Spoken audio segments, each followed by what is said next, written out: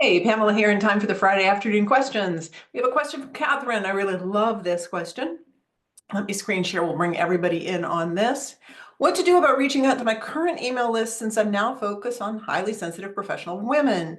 Do I specifically announce my focus? What type of content would you suggest to support as I pivot, nurture, or myth misconception, etc.? Great, great question.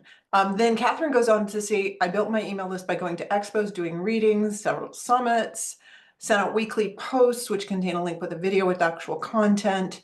Open rates aren't great. People don't act on it, etc.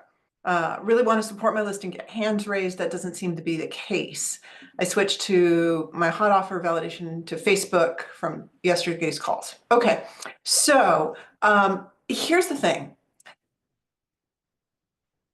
Probably there are a couple of people on your list who are your ideal clients.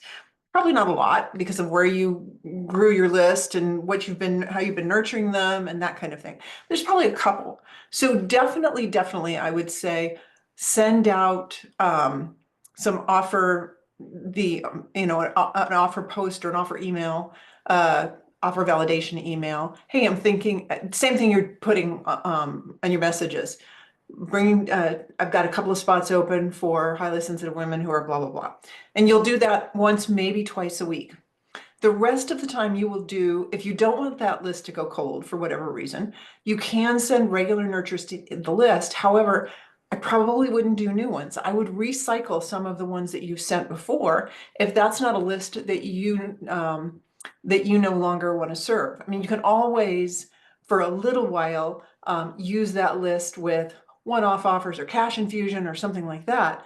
But really what you want to do is focus on your HSP. So there are two things that I want you to do.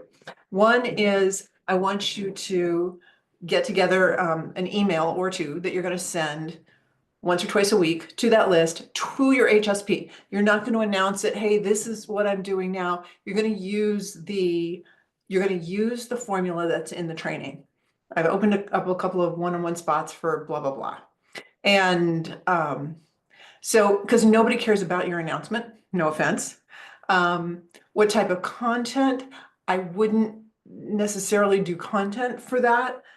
If you don't think that that list has a bunch of HSPs, it's the wrong list for that.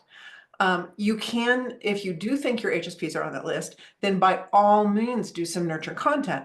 The purpose of nurture content is to move people down the fairway. Remember the golf metaphor? To move them closer to the hole. If they're not the right ideal clients, nurture content won't work on them. But you definitely want to send out a couple of hand raisers, send a couple of offer validations, and see if you can get the HSPs on your list, and there are probably a few, to respond to that. So that's where we are. You say, I'm in the process of starting to research dream HLCs so I can actually have a more accurate list pipeline. So I don't know right now that you would let folks know, etc. I do think in addition to getting these emails ready, and on this, I'll stop share.